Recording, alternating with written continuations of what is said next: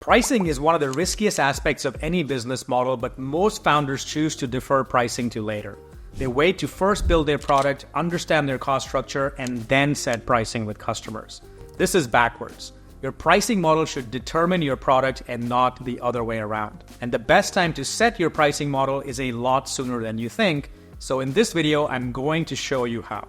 Hi there, if you're new to this channel, my name is Ash Maurya. I'm an entrepreneur and author and the creator of the one-page business modeling tool, Lean Canvas. On this channel, I share systematic strategies and techniques for starting and growing a business.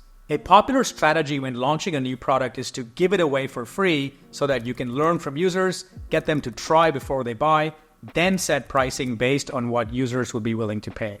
While sound in theory, things seldom work this way in practice because, one, users are different from customers. While all customers start out as users, not all users go on to become customers. When you give away your product for free, you will attract more users than customers who tend to drown out the true voice of your customer. It becomes harder to filter customer feedback that you should follow, and instead you end up following the vocal majority, which steers you down the wrong path. Next, your pricing model is very much part of your product and it determines which kind of customers you attract. Suppose I place two bottles of water in front of you and tell you that the one on the right costs 50 cents and the other costs $2. Even though you couldn't tell them apart in a blind taste test because they are similar enough, you might be inclined to believe or at least wonder if the more expensive water is of higher quality. Here, price has the power to change your perception of the product. Now, more interestingly, the bottled water you pick also determines which customer segment you belong in. From the existing market for bottled water, we know that there is a viable business model for bottled water at both price points. So what you charge signals your positioning on which customers you want to attract. And finally, it is not the user's job to set pricing. That's your job because your business model and product survival depend on it. Can you imagine Steve Jobs asking customers what they'd be willing to pay for an iPhone or iPad? In the next section, I'll cover how to set pricing by first starting with what not to do.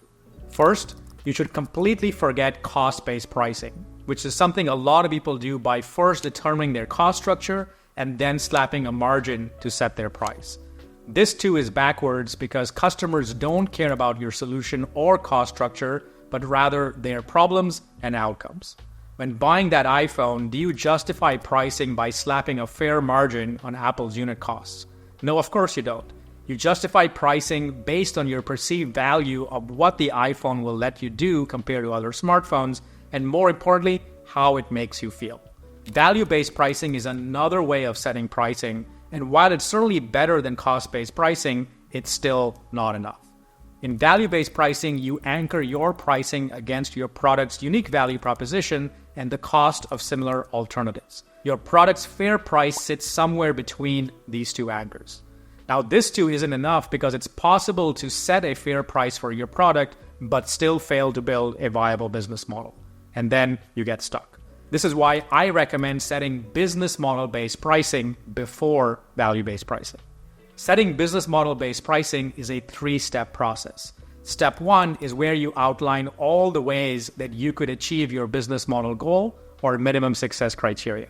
You want to avoid starting with your product or idea and instead determining that business model outcome based on your minimum success criteria that you would use to deem any project a success in 3 years. For more on how to think through your business model criteria, I've linked another video here in the top right corner.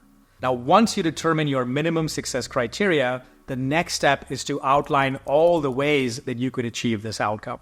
For example, if my goal is to build a $1 million a year business, there are really only 5 ways to accomplish this. Notice that this approach is idea agnostic, rather it's goal oriented.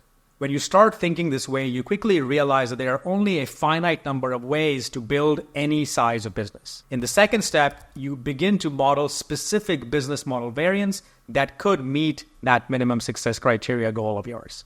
I'll illustrate this with a personal example. In 2010, I introduced the one-page business modeling template, Lean Canvas, in a blog post.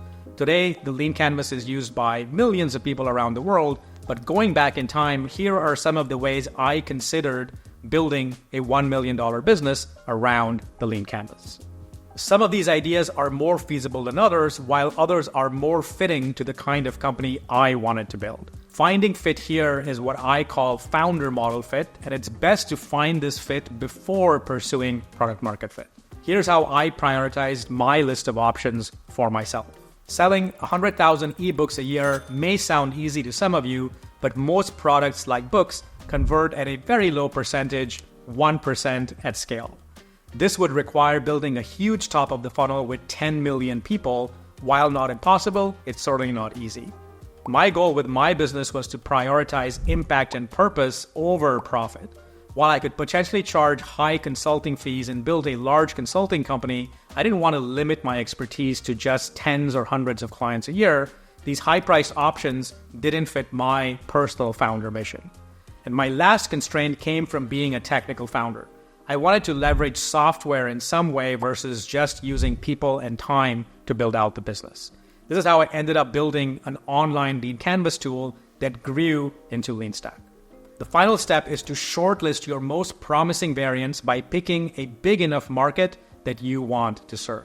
Now, when you go through an exercise like this, it's perfectly okay and even advisable to end up with a top 1 to 3 variant business models. It's a good idea to test these in parallel for a little while to find your one variant, your primary business model. When you do, you want to stay razor focused on that and drive it to product market fit. Picking just one variant to focus on is probably the step that most founders struggle with, myself included, because it's so tempting to say yes to anyone who might want to pay you. But having 5 ways of making money at 5 different price points across different customer segments when you're pre-product market fit is a recipe for spreading your limited resources too thin. Embracing a singular product, singular price point, and singular beachhead customer focus is vital until you hit product market fit. So when do you apply business model-based pricing to your idea? The ideal time to apply it is at the outset of any new project. The next best time is right now. If you haven't already administered the rapid viability test on your product, this simple 5-minute exercise could save you months of wasted effort and drive a renewed focus on your beachhead customer, problem, and solution. Thanks for watching, and until next time, take care.